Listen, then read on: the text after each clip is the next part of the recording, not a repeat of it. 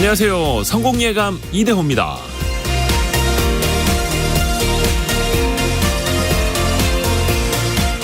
남는다, 남아돈다라는 뜻의 잉여.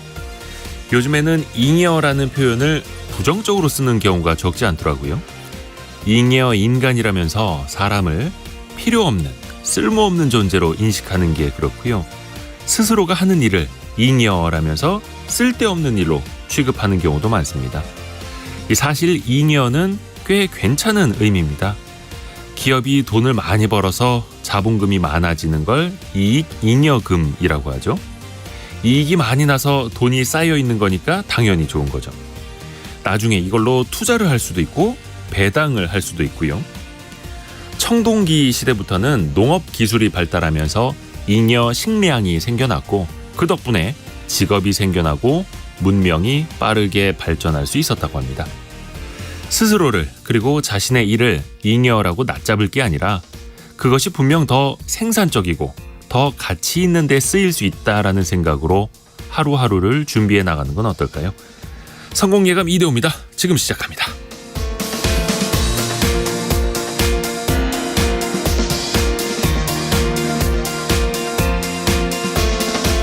안녕하세요. 이대호입니다. 오늘은 화요일 원탁의 기자들, KBS 기자들, 원탁의 기자들 K가 찾아가는 날입니다.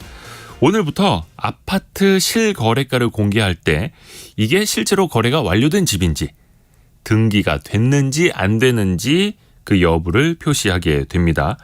이른바 아파트 시세 조작을 막기 위해서인데요. 정말 이런 것까지 필요할 수밖에 없는 상황, 씁쓸하긴 합니다만 잠시 후에 부동산 시장 전반적으로 점검을 해볼게요. 그리고 청주 오송 지하차도 침수 사고와 관련해서 중대 시민재해라는 여론이 나오고 있습니다. 또 이런 가운데 6개월 뒤에는 50인 미만 작은 사업장에도 중대재해처벌법이 시행이 되는데요. 또 일각에서는 이거는 유예를 해야 된다, 또 이런 목소리도 나오고 있고요. 우리가 어떻게 봐야 할지 잠시 후에 원탁의 기자들 K 함께 논의를 해보시죠.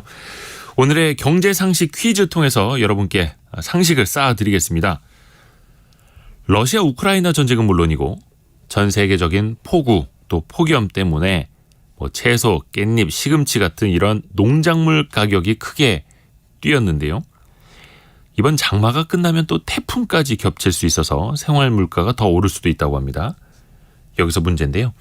농산물 가격 급등이 전반적인 물가 상승을 불러오는 현상, 뭐라고 할까요? 6글자입니다. 조금 어려울 수도 있죠. 보통 이게 이쯤 되면 정답들 문자가 하나 둘씩 오는데 벌써 오기 시작했네요. 역시 성공예감 이대호입니다. 청취자 여러분들의 수준이 장난이 아닙니다. 그래도 힌트 하나 내드릴게요. 힌트. 농업을 뜻하는 에그리컬처와 물가 상승을 말하는 인플레이션을 합친 6글자입니다. 이제 감 잡으셨죠? 짧은 문자 50원, 긴 문자 100원이 드는 샵 9730으로 참여해 주시면 되고요. 추첨을 통해서 저희가 열심히 선물을 쏘아드립니다. 실시간 방송 상황은 KBS 콩 그리고 유튜브를 통해서 함께 하실 수 있고요. 성공예감 이대호입니다. 자주 검색하시면 성공이 가까워집니다.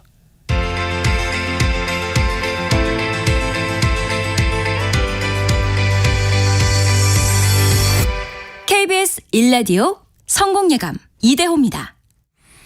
0227님이 가장 먼저 보내주셨는데 오답이네요. 그냥 인플레이션이 아니라 앞에 에그리컬처랑 좀 합성을 하셨어야 되는데 홍순자님이 가장 먼저 보내주셨습니다. 고맙습니다. 참 좋은 경제연구소의 이인철 소장과 함께 오늘의 경제뉴스 정리합니다. 어서 오세요. 네, 안녕하세요. 다우지수가 11거래일 연속 올랐더라고요. 그렇습니다. 이것도 기록이에요. 2017년 이후 최장기 상승세를 이어가고 있습니다. 뉴욕 증시가 지금 더할 나위 없이 좋은데요. 네. 근데 이제 이벤트들이 있죠. 이 빅 이벤트라고 하는 FMC 회의 2분기 어닝 시즌 앞두고 기대감이 선 반영이 되고 있는데 다우지수가 0.52% 올랐고요. 나스닥이 0.19%, S&P 500 지수가 0.4%씩 올랐습니다. 이번 주 최대 관전 포인트는 이제 FMC 결과 그리고 빅테크 기업들의 2분기 실적이 변수가 될 수 있는데 일단 26일 FMC 회의에서는 베이비 스텝 25 베이시스 포인트 인상이 유력한 가운데 이게 마지막 인상이 될 것이다라는 기대감이 점차 커지고 있습니다. 네. 그 배경에는 지금 미국도 지난달 소비자 물가 지수가 3% 초반까지 떨어졌어요. 네. 자, 이런 인플레이션 둔화 속도라고 하면 구태여 9월까지 금리를 올리겠느냐라는 이제 시장의 기대감이 선 반영이 되고 있고요. 다만 파월 의장이 회의 끝나고 뭐라고 얘기할지 그리고 9월 이전에 발표될 경제 지표들이 또 들쑥날쑥할 수 있거든요. 이것들이 변수가 될 수 있습니다.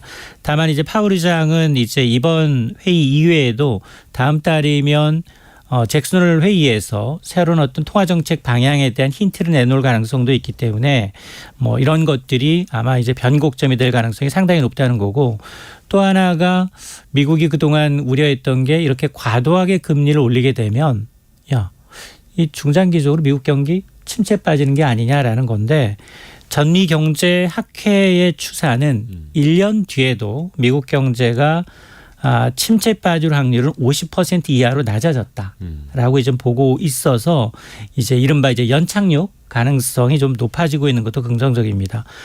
그리고 이제 2분기 이 실적 발표가 아마 이제 절정을 이루는데요. S&P 500대 기업들, 500대 기업 가운데 거의 165개 기업이 네. 3분의 1 기업이 이번 주에 실적을 쏟아냅니다.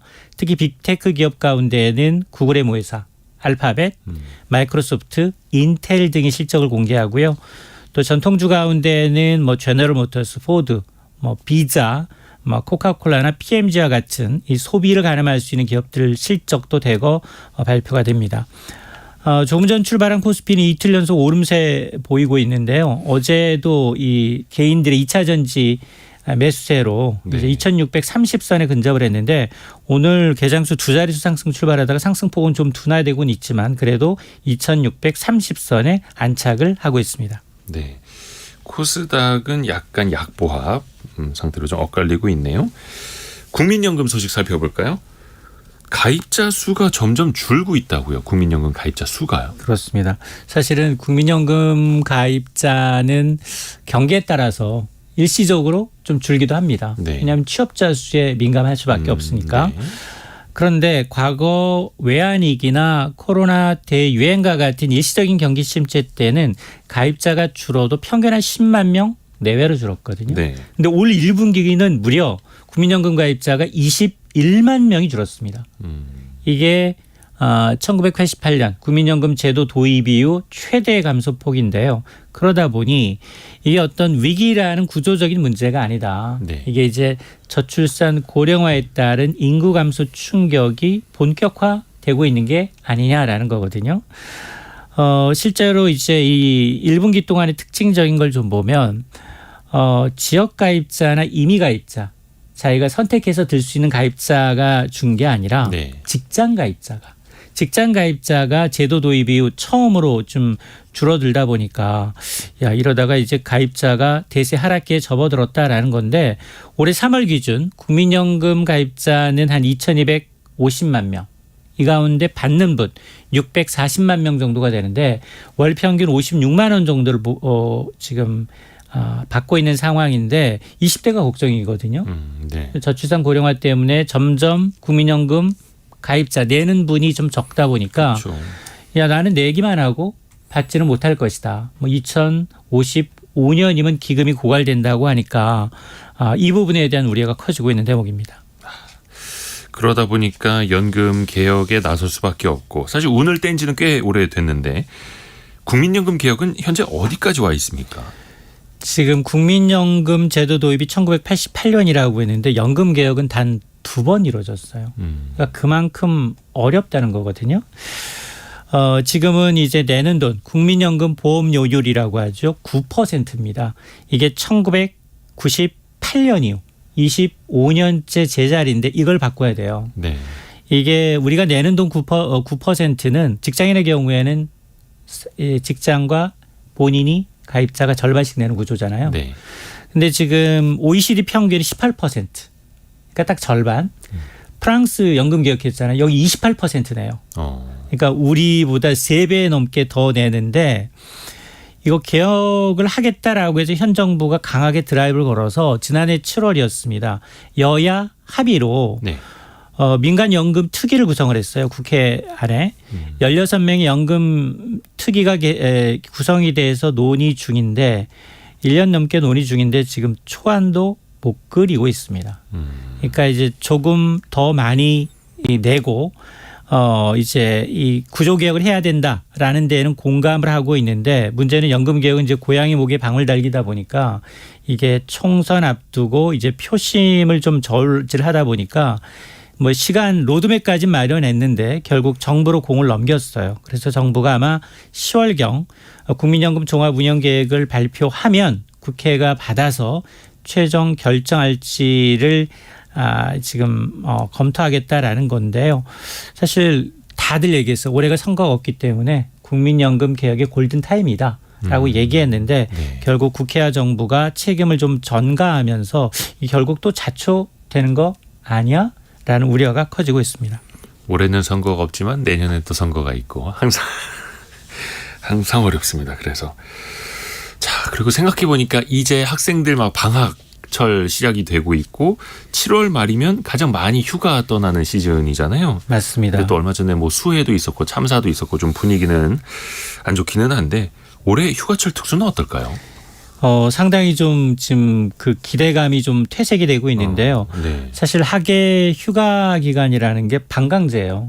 아이들 학원 방학이 제일 중요합니다. 거기 맞춰서들 가족 부모님들이. 맞습니다. 그래서 7월 말 8월 초라는 데는 변화가 없어요. 네. 실제로 국토부가 이제 한국교통연구원에 의뢰해서 국민 만여 명을 대상으로 해서 올해 학예 휴가 계획을 설문조사했더니 7월 29일부터 8월 4일 이동한다라는 응답이 19.3% 가장 많았습니다.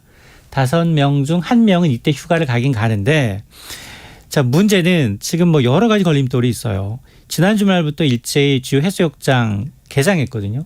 근데 주말마다 비 왔잖아요. 폭우 내렸잖아요. 그러니까 피서특수 누리지 못하고 있죠. 각종 지역의 축제들도 줄줄이 지금 취소가 되고 있습니다. 물론 이런 이제 이 축제 이면에는 대부분 이제 폭우로 목숨을 잃은 희생자를 애도한다라는 취지도 있지만 장마까지 좀 예고가 돼 있다 보니까 흥행이 좀 어렵다라는 점도 고려가 됐고요. 그나마 나는 물가 감안해서 이번 휴가는 포기하겠습니다. 이른바 휴포족이라고 하는데요. 늘고 있어요. 이게 사실 이게 휴가 예약하게 되면 먼저 여행지 숙박, 교통, 먹을거리 알아보면 정말 상상 초월을 할 정도로 과거 여행했던 것 이상으로 들거든요. 그렇죠. 그러다 보니까 이제 고물가 추세에 따른 이제 휴가비 비용 부담도 휴가철 이제 특수를 누리지 못하는 요인으로 지금 분석이 됩니다. 저희가 오늘 경제상식 퀴즈 내드렸던 것도 그 물가와 관련된 내용인데 겁이 난다라는 말이 사실 딱 맞는 것 같습니다. 그러다 보니까 내수 소비도 좋지 않아지고 있는 거고 이게 우리 경제에도 많이 부담이 되지 않습니까? 맞습니다. 지금 휴가의 경제학 사실 잘 노는 사람이 일도 잘한다고 하는데 1930년대 산업혁명 이후에 휴가라는 건 각국이 공통적으로 이거는 일만 하다가 약간 휴식기를 취하는 게 오히려 내수부양 소비 증가에 굉장히 도움이 된다는 겁니다. 적정한 휴가가 민간 소비를 늘리고 관광 산업을 발전시켜서 일자리뿐 아니라 생산성까지 좀 향상시킬 수 있는 이제 긍정적 요인으로 이제 되는데 문제는 올해는 특히 기대감이 컸던 게 위드 코로나 이후에 첫 학예 휴가거든요. 네. 근데 문제는 1차 걸림돌은 비싼 물가. 앞서 제가 이제 숙박, 항공, 여행지 물가 너무 많이 올랐습니다. 이것 때문에 이제 제주도 비행기 타고 가려고 보니 비행기도 없을 뿐더러 여행지 물가, 렌트카 생각하니까 차라리 해외 가겠다라는 분들이 많아지고 있고 네. 또 2차는 궂은 날씨입니다. 폭우와 폭염 때문에 바닷물에 발 담그기가 점점 어려워지고 있어요. 자 그러다 보니까 정부는 사실 올해 상저하고 1분기 오늘 2분기 경제 성적표가 발표가 됐는데 네. 1분기에 0.3% 전기 대비 네. 2분기는 0.6이에요. 오르긴 올렸지만 제로 성장입니다. 거의. 아직도 미진하죠. 맞습니다. 그래서 1분기는 그나마 소비가 조금 부양을 했다면 2분기는 불황형 흑자. 수입이 많이 줄어서 그나마 0.6% 성장한 거거든요. 그래서 아마 여름철 휴가를 좀 가서 국내 소비 그다음 쿠폰도 굉장히 많이 뿌렸거든요. 그러면 상저하고의 어떤 경제 전망으로 넘어가는 이 분기점이 3분기가 되지 않을까라고 기대를 하고 있는데 이처럼 휴가철 특수가 실종되게 되면 내수가 받쳐주지 않으면 상당히 뭐 상저, 하저의 경기 전망 가능성도 배제할 수 없는 상황입니다. 네. 자, 그리고 요즘에 선물하실 때 온라인, 모바일로 특히 카톡으로 선물하시는 분들 많잖아요. 근데 이것도 예전에 보니까 쓰지 못했을 때 90%만 현금으로 돌려주는 경우가 있었는데 이거 사람들 불만 많았거든요. 맞습니다. 카카오가 개선하기로 했다고요. 예, 유효기간 1년이 지난 이제 카카오톡 선물 상품권 이른바 이제 100% 네. 쇼핑 포인트예요. 쇼핑 포인트로 환불받을 수 있게 됩니다.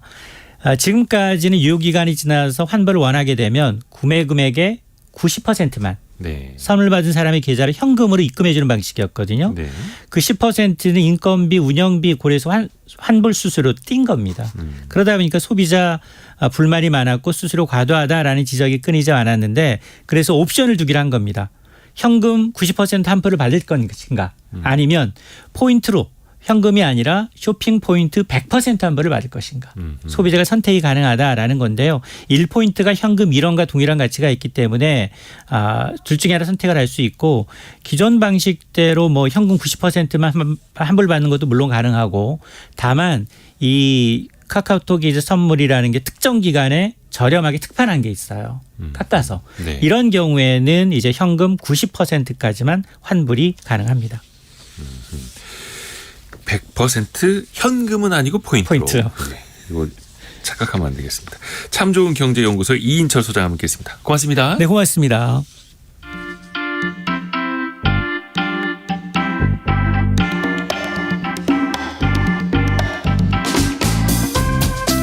지금 여러분께서는 KBS 1라디오 성공예감 이대호입니다를 듣고 계십니다.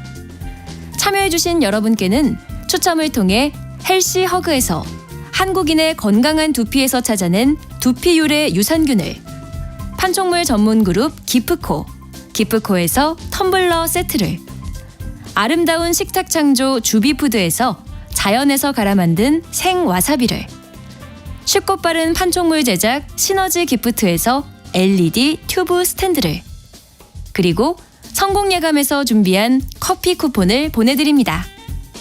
당첨자는 성공예감 이대호입니다 홈페이지에서 확인하세요.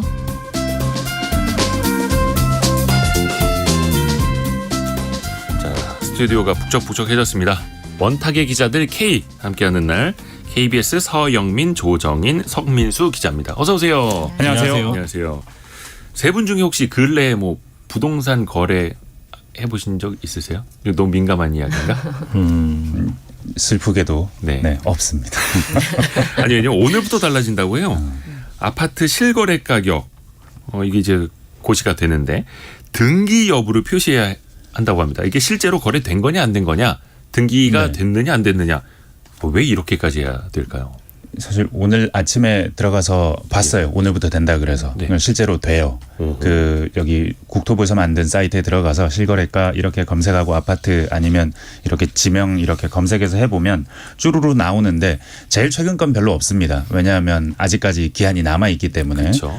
등기까지 한 2달 정도. 예. 뭐 실거래가 나오는 것도 좀 오래 걸리는 것이고. 한 달 이상. 네. 근데 올해 1, 2, 3월 분에 대해서는 거의 다 돼 있어요. 인기 단지 위주로 들어가 보니까 사실은 허위 매물 같은 게 있으면 표시가 날 것이다 생각해서 들어가 봤는데 별로 그런 거 없고요. 1, 2, 3월, 4월까지 실거래가 쭈루루 나와 있고 그 밑에 등기도 다 붙어 있습니다. 그런데 작년 것까지는 아직 조회해 볼 방법이 없고 사실은 올해 정도 뭐 일정 기한만 지금 볼 수 있는 상태인 것 같아요. 네, 이제 정부가 이렇게까지 조정인 기자? 하는 게 사실은 뭐 그동안 이제 부동산 시세 조작 뭐 의심 뭐 거래 건수가 좀 많아서 실거래가를 띄우는 행위가 띄우기. 예, 있다고 생각해서 이걸 막아보고자 이제 오늘부터 시행을 하게 된 건데 뭐 서영민 기자 들어가서 봤다고 저는 어젯밤에 봤는데 안 열리더라고요. 어젯밤에는. 근데 이게 이제 일반적으로는 지금 이제 실거래 계약을 하고 나면 30일 이내에 내가 계약했다 이 서류만 있으면 가서 실거래가를 신고를 할 수가 있는데 이거를 이게 허위 계약일 수 있으니 등기 여부 소유권이 명확하게 이전됐는지를 한눈에 이 사이트에서 같이 보도록 하겠다고 해서 시행이 되긴 한 거거든요.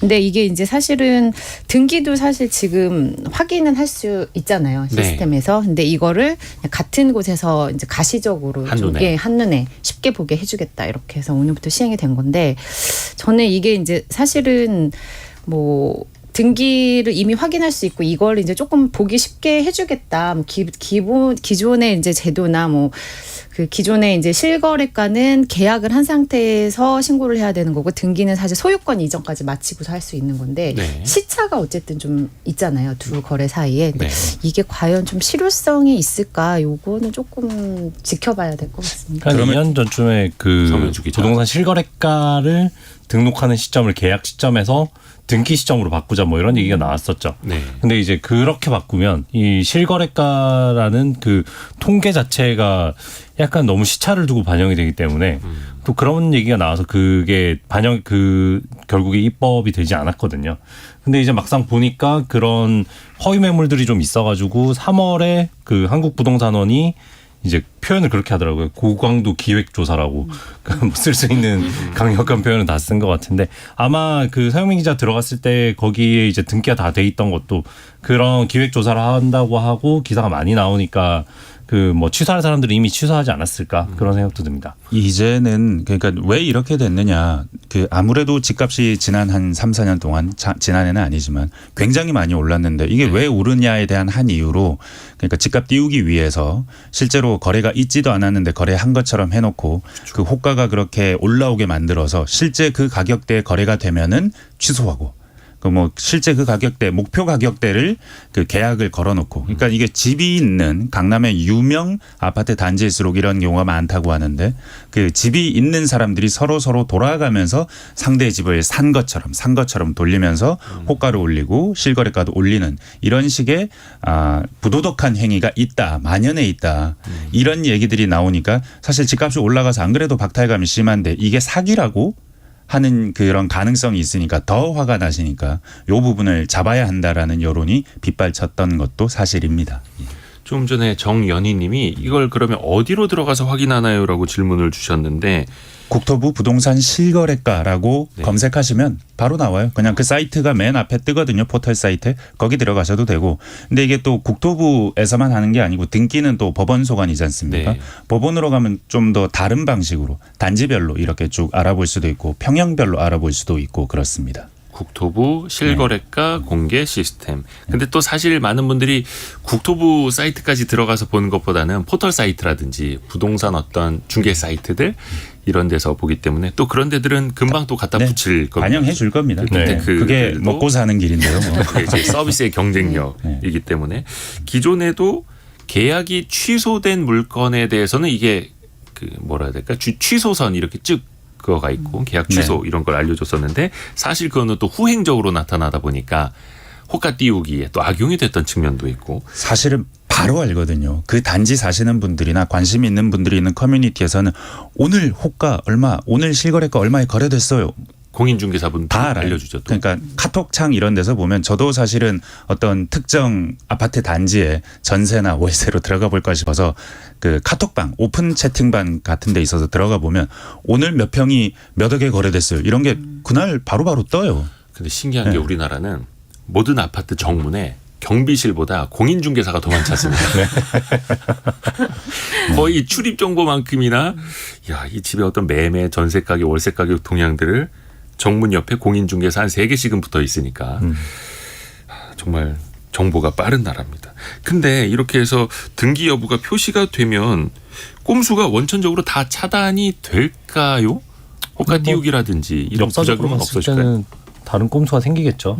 무슨 꼼수가 생길지 여기에서도 생각은 한번 해봤는데 이렇게 제 머리로. 거래하고 취소하는 이런 꼼수도 이미 이제 많이 나타나는 데다가 정말 이제 이런 돈 버는 머리들이라고 할까요? 이런 거는 정말 항상 꼼수는 생기는 것 같고 그리고 이제 아까 말했듯이 이제 시차가 있고 등기 표기가 되더라도 이게 뭐 새롭게 확인하거나 새롭게 그러니까 뭐 표기가 좀 그냥 들어간다 뿐이지 새롭게 뭐 바뀌는 건 아니잖아요. 그래서 이게 과연 효과가 있을까 뭐 이런 거는 조금 지켜봐야 될 것 같고 또 뭐 일부 재건축 단지 같은 경우도 이제 실효성이 있을까 얘기가 많이 나오는데 이 경우에는 사실 뭐 등기가 되려면 일반 부동산보다 훨씬 더 이제 시일이 오래 걸리는 경우들이 많아서 네. 뭐 그동안 이제 사실 강남에 있는 지금 재건축 단지들에서 뭐 입주권을 두고 사실 이게 이제 허위다 아니다라고 계속 이제 관심을 갖고 기사들이 나오고 있는데 네. 이런 경우에는 사실 뭐 등기가 정말 뭐 완료되기까지는 확인이 안 되지만 그 등기 자체가 굉장히 오래 걸리기 때문에 이런 것도 좀 허점이 있다 이런 지적들이 나오고 있습니다. 사실은 조 얘기도 나오는 것이 입주권 아니면 신축 주택 문제가 있다는 겁니다. 입주권 같은 경우에는 이게 실거래인지 아닌지를 어떻게 확인하는지 봤더니 언론사들 기사를 보니까 뭐 얼마짜리 실거래가 있었는데 바로 취소됐다. 라고 해서 이거 허위 매물이다 그랬더니 아파트 재건축 조합에서 예. 허위 매물 아닙니다라고 해요. 그럼 어떻게 증명할 겁니까? 그랬더니 그냥 허위 매물 아닙니다. 알 수 없는 거예요. 분양권은. 게다가 신축 주택은 말씀하셨지만 사실은 신축하면 바로 내가 들어가는 순간 그 집이 내 집이고 법적으로 땅 문서, 집 문서가 내 걸로 온 것처럼 생각하시지만 실제로 그렇지 않거든요. 2달, 3달 걸리기도 하거든요. 등기 되기까지. 그렇죠. 그러니까 그 시차 있는 부분. 근데 사실은 우리가 지금 우려하는 부분은 이 신축 주택 혹은 입주권 가격이 막 뛰면서 막 주변의 호가를 끌어올리는 이런 현상 아닙니까? 그 현상 앞에는 아직은 대책이 안 된다라고 볼 수 있겠죠. 뭐 이번에 이제 동이랑 그다음에 그 라인이 어딘지도 공개를 하는 걸 뭐 추진한다고는 하는데 네. 만약에 또 그러면 반대로 이제 그 무슨 집인지 딱 뻔히 아니까 사람들이 진짜 그 낮게 계약서 쓰면 찾아갈 수도 있죠, 동네 사람들이. 아 반대로 낮게 쓰면 안 되게. 당신 이 가격에 팔면 안 돼. 아. 그래서 찾아갈 수도 있겠다는 생각이 들더라고요. 그러게요. 집값에 참 너무 민감한 사람들입니다. 정말. 근데 또 최근에 보면은 서울 아파트 가격이 꿈틀꿈틀됩니다.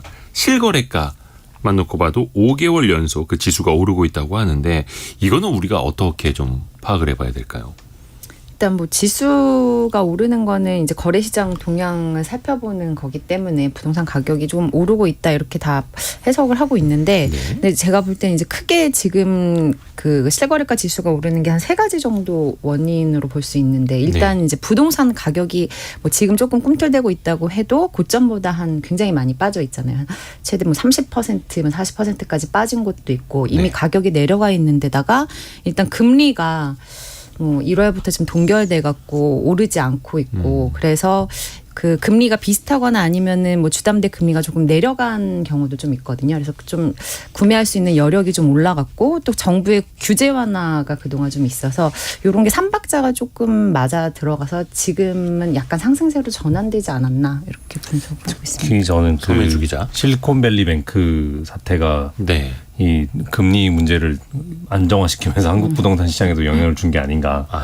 뭐 그 특례보금자리론도 있었죠. 이 특례보금자리론도 상당히 많이 나갔고 시중 금리도 그 뭐 실제로 대출되는 가상금리라든지 이런 게 좀 안정됐다는 느낌이 있었고요. 그다음에 이게 한국 부동산원 조사에서 뭐 1월부터 5월까지 실거래 지수가 상승한 거고 그다음에 뭐 주간 가격도 조금씩 계속 뭐 9주 연속 이렇게 올랐고.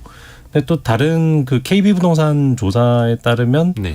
그래도 아직 하락하는 중이라고는 하거든요. 7월 주택 가격 동향이 6월보다는 조금 떨어졌다. 그 6월 가격이 그 전달에 비해서 떨어졌다. 뭐 이런 얘기가 나오기는 한데 방향성은 조금씩 이제 그 하락하는 추세가 좀 완만해지고 있는 거 아닌가 하는 생각은 들긴 합니다. 이게 그 부분이 있는 것 같습니다. 저는 네. 규제 부분을 한 번 더 얘기하고 싶은데 생애 최초 주택 구매자 매수 비중 올해 3월 기준으로 한 40% 된다고 합니다. 네. 생애 최초로 구입하는 사람들이 지금 많이 사고 있습니다. 이게 부동산 그 각종 지원 체계 영향이죠. 차별적인 당시에는 금리가 매우 높았는데 고정금리로 싸게 지금 기준으로 보면 그렇게 싸지도 않았지만 여튼 싸게 대출할 수 있게 해주고 LTV 비율도 확 늘려줬습니다. 네. 예, 그러다 보니까는 생애 최초 구매자 비율도 높았고 20, 30대 비중이 이 중에 40% 중에 한 반 정도가 20, 30대예요. 네. 젊은 사람들이 많이 살 수 있게 해준 겁니다. 네. 없던 수요를 끌어다 쓴 겁니다. 특히 올해 상반기에. 네, 올해 상반기에 그동안은 집 살 여력도 없고 살 생각도 없던 사람들이 이 정도로 정부가 대출을 완화해 주면 우리 지금 사야 되겠는데 하고 생각하게 만들었고 그래서 그것이 부동산 가격을 방어하는 데 도움을 줬다. 다만 대부분의 전문가들이 하는 얘기가 지금 하락세가 멈춘 것이다. 본격적으로 올랐다고 보긴 힘들다. 다양한 지표로 다시 상승장이 시작되느냐 여부를 확인하려면 뭐 다양한 지표들을 고려해봐야 되는데 그걸 다 확인해 보려면 올해 가을 정도는 돼봐야 한다.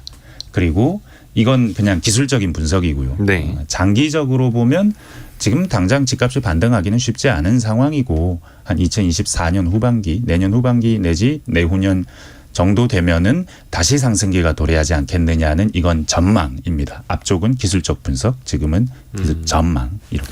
그러니까 많이 떨어졌기 때문에 바닥에서는 좀 튀어 올랐지만 그리고 거기에 정부의 규제 완화, 특례 보금자리론이라는 혜택.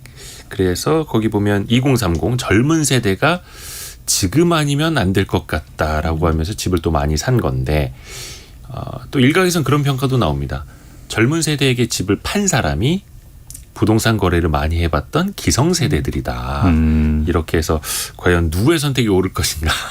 근데 그 젊은 사람들이 집을 지금 이 상황에서 사는 거는 사실 2020년 말 그다음에 2021년 초부터 시작된 그 전세가 폭등을 한 번씩 겪어본 사람들이거든요. 그러니까 전세가 폭등에서 전세 재계약을 해야 되는데 갑자기 이제 살고 있는 동네에서 훨씬 더 멀어져야 되는 거죠. 네.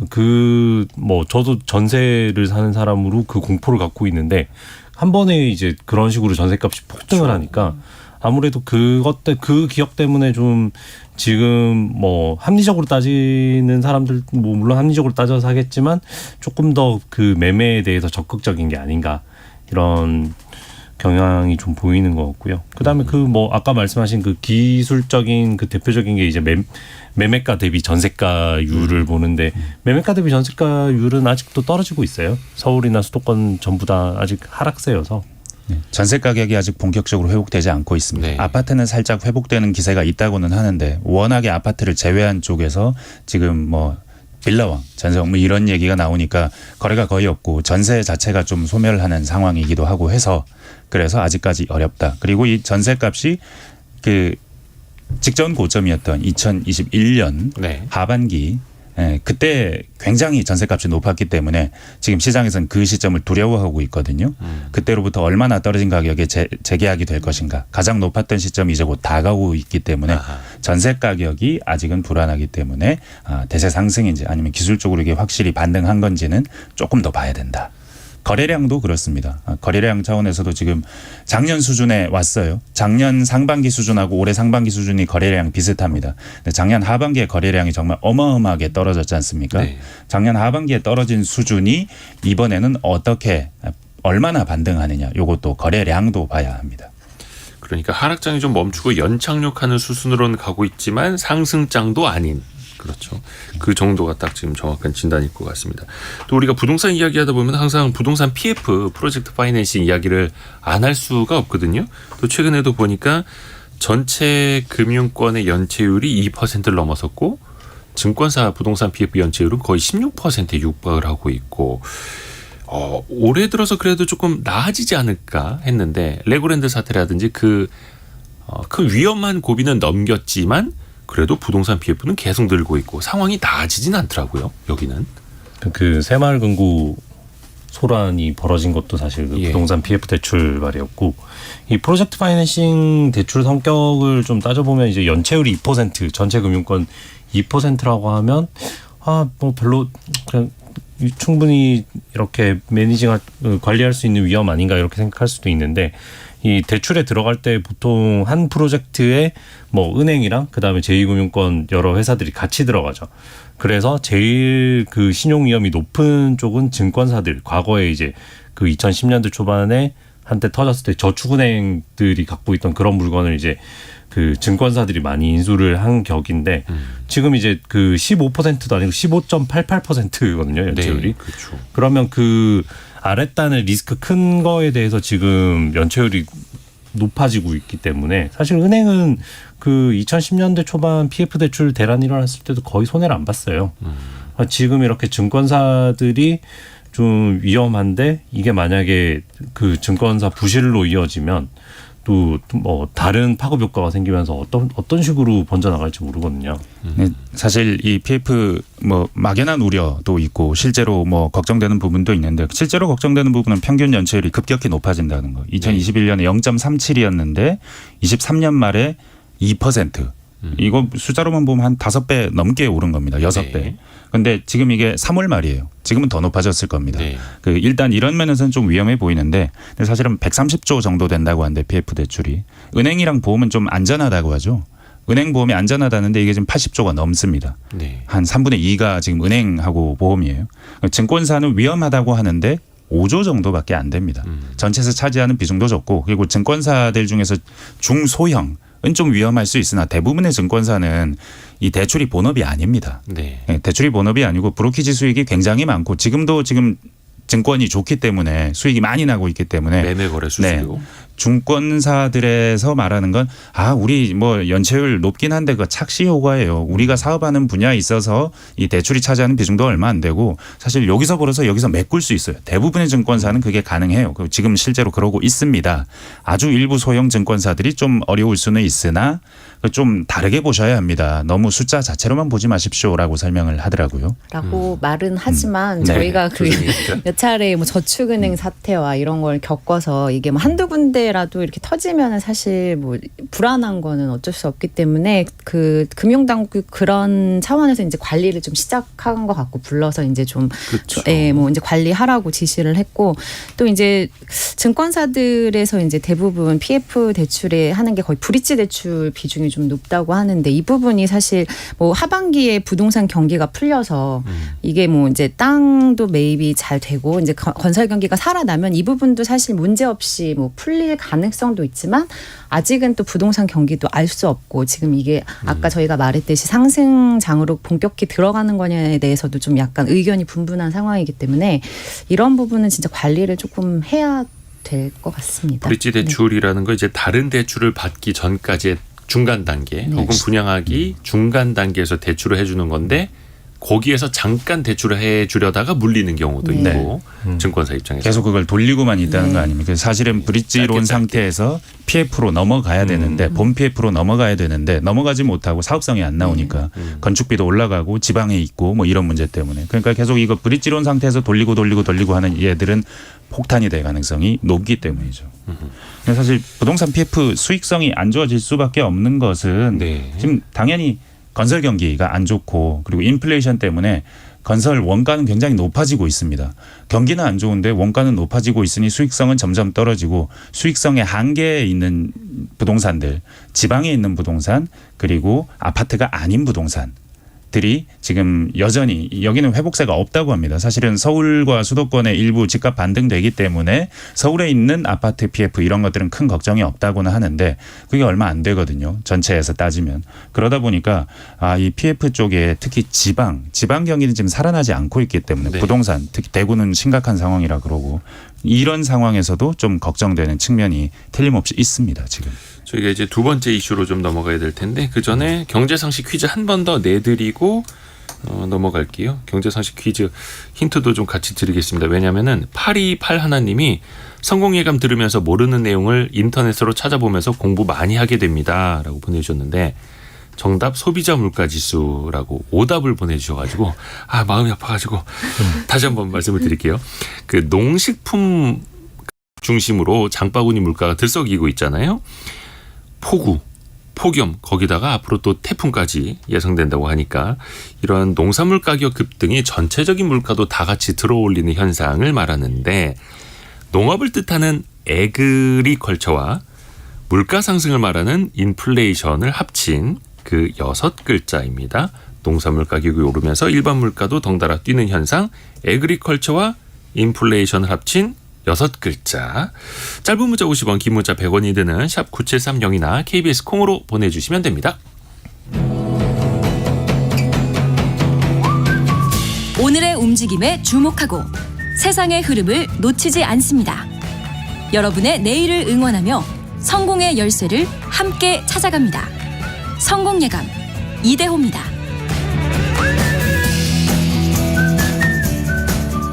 오오일사님 조용한 청취자가 60 넘어서 처음 보내봅니다. 하하하하라고 보내주세요. 고맙습니다. 오오일사님.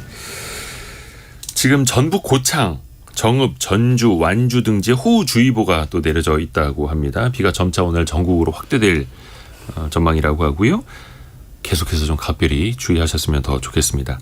얼마 전에 14명이나 목숨을 잃은 오송 지하차도 참사 있지 않습니까? 근데 여기에 대해서 자연재해도 있겠지만 인재라는 비판도 상당히 높습니다. 그래서 중대재해처벌법으로 여기도 적용을 해야 된다라는 주장이 나오던데요. 이게 가능할까요? 이거 좀 어떻게 봐야 됩니까? 그 중대재해처벌법에 보면 그 중대 산업재해가 있고 중대 시민재해가 있죠. 중대 시민재해. 네, 불특정 다수 뭐 작업장이 아니라 이제 불특정 다수에서 뭐 1명 이상 사망하거나 이제 아니면 뭐 부상자가 10명 이상 발생하거나 하면 근데 그 처벌 대상이 중대재해처벌법 우리가 산재에서 보면 그 사업주를 처벌하잖아요. 이 중대 시민재해 같은 경우에는 똑같이 이제 무슨 그 기관을 경영하고 있는 장을 처벌하게 돼 있거든요. 네. 그러니까 이제 지금 따지면 책임 소재가 누구한테 있느냐 뭐 얘기가 나오고 있는데 원래 도로 관리하는 곳은 충청북도고 그러면 이제 그 충북도지사가 되겠죠. 그 다음에 청주시도 책임이 있으니까 청주시장도 대상이 될 수 있고, 네. 뭐 행복도시건설청, 그 다음에 뭐 이 환경부 밑에 있는 그 금강유역환경청, 뭐 요런 기관들이 있는데 이 기관의 기관장들을 형사 처벌을 해야 된다 이런 얘기가 지금 나오고 있죠. 근데 이게 중대 시민 재해 이제 요건을 보면은 네. 이게 이제 뭐 설계나 설치 아니면 관리 에 있어서도 결함이 있을 때 사망자가 1명이라도 발생하면 뭐 이걸 처벌할 수 있다라고 되지만 일단 저희 14명이 이번에 이제 이 지하차도 사고로 이제 숨졌고 그다음에 이제 공중 이용 시설 기준을 봐도 사실은 터널이잖아요. 근데 네. 구간이 뭐 연장 100m 이상인 지하차도면 기준이 이게 이제 처벌 대상에 들어가는데 궁평 지하차도 같은 경우가 이제 길이 685m거든요. 예. 그래서 이것도 역시 기준이 되고 근데 관건이 이제 관리상의 결함이나 하자가 있었냐 이 부분을 다퉈야 되는 건데 이게 이제 미호강 교량공사가 있어서 임시 제방이 이제 무너졌고 그다음에 교통을 통제하지 않았다 이 두 가지가 논란이 되고 있는데 이 부분이 이제 입증이 가능하냐 이거에 따라서 이게 이제 중대 시민 재해로 처벌할 수 있냐 없냐 이렇게 기준이 될 것 같습니다. 판단 기준이 될 것 같습니다. 이게 또 지자체 뭐 정부 각 기관마다 사실 서로 좀 책임 떠넘기기를 하더라고요. 뭐 그들의 본능일 수는 있을 텐데 그걸 또 규명하는 게 어떻게 보면 또 수사로서도 좀 밝혀져야 될 것 같고요. 그조차도 좀 쉽지는 않아 보입니다.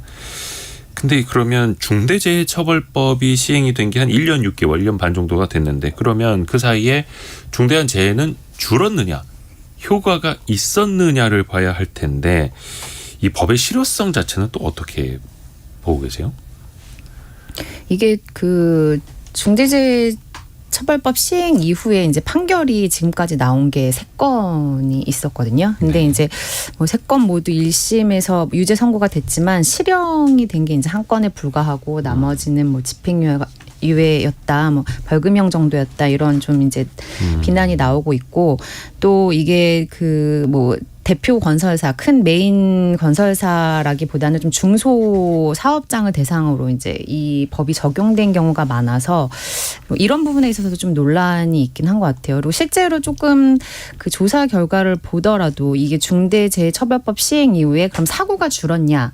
이게 이제 중요할 텐데 줄었어야 되는데 네, 네. 근데 사실 뭐 결과로 보면은 그렇게 줄진 않고 오히려 늘었다. 100대 건설사를 조사한 건설 현장에서 발생한 사망 사고가 시행 전에 2021년 그 1분기에는 49건이었지만 네. 올해 1분기에는 55건으로 오히려 늘었다. 이래서 이 부분에 대해서 이제 실효성이 있냐 이렇게 좀 논란이 되고 있기는 한 것 그 같습니다. 실효성이 없으면 그냥 처벌을 위한 처벌밖에 되질 않는다라는 건데 그래서 더 논란이 계속될 수밖에 없을 것 같습니다. 근데 그 산업재해랑 시민재해를 구분해서 보면 시민재해는 아직 입건된 사례도 없어요. 네. 그러니까 그 올해 4월에 성남 그 분당의 정자교가 무너졌잖아요. 네. 이게 이제 지자체에서 관리를 잘못해서 그런 거다고 지금 조사는 하고 있는데 그 성남시장이 대상인데 성남시장을 경찰에서 불러서 조사는 했는데 아직 입건은 안 된 거로 그러니까요. 확인되거든요. 올해 초쯤에 올해 한 3월 즈음이었나요? 중대시민재해법 처벌 대상 1호 성남시가 되나 이런 기사들 나왔었는데 네. 최근에 보니까 중대시민재해법 처벌 1호 여기 오송 지하차도가 되나 또 이렇게 또 나오고 있습니다. 그러니까 처벌 자체도 쉽지가 않다라는 거죠. 그리고 일단 산업재해 같은 경우에는 작업장에서 사업주가 뭐 안전보다는 효율성을 강조를 하는 문화를 만들 수 있잖아요. 예.